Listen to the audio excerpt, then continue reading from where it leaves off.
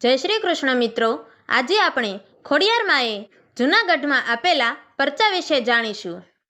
સંવત 1000ની આસપાસ જૂનાગઢના રાજા રાધ્યાસ અને રાણી સોમલદે ઘણા વર્ષોથી સંતાન પ્રાપ્તિ માટે પ્રતીક્ષા કરી રહ્યા હતા, પરંતુ તેમને 44 વર્ષ સુધી પુત્ર પ્રાપ્તિ નહોતી થઈ.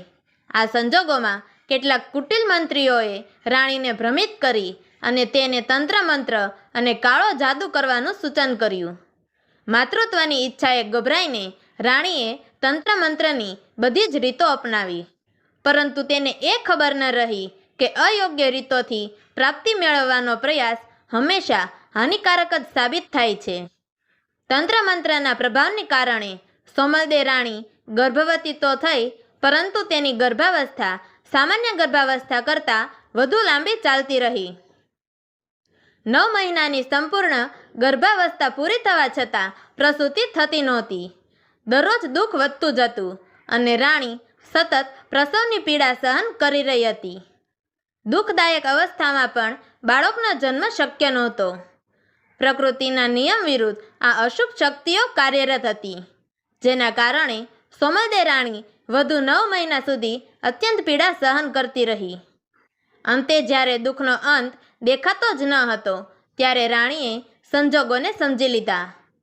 તેને બોધ થયો કે દુષ્ટ માર્ગે હંમેશા દુઃખદ પરિણામ જ મળે છે. તેમણે ખોડિયાર માતાજીની મહિમા વિશે સાંભળ્યું હતું અને અંતિમ આશા તરીકે પોતાના અંતઃકરણથી માતા ખોડિયારને આ ભયાનક પીડાથી મુક્તિ માટે પ્રાર્થના કરી. માતા ખોડિયાર રાણીની અનન્ય ભક્તિથી પ્રસન્ન થયા અને તરત જ પ્રગટ થયા. માતાના આશીર્વાદથી સોમલદે રાણી સ્વસ્થ બની અને ક્ષણ માત્રમાં રાજકુમારનો જન્મ થયો. જો કે આ બાળકે સતત 9 મહિનાના ચક્રો બાદ જન્મ લીધો હતો, તેથી તેનું નામ નવઘણ રાખવામાં આવ્યું. આ ઘટનાએ દર્શાવ્યું કે દુષ્ટ માર્ગે મેળવેલી વસ્તુ ક્યારેય સુખદાયી નથી હોતી.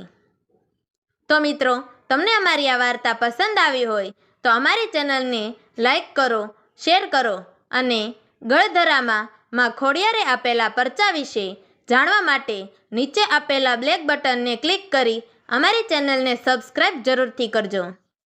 તો મિત્રો, અમારી આ વાર્તાને છેલ્લે સુધી સાંભળવા માટે તમારો ખૂબ ખૂબ ધન્યવાદ. જય શ્રી કૃષ્ણ. હર હર મહાદેવ.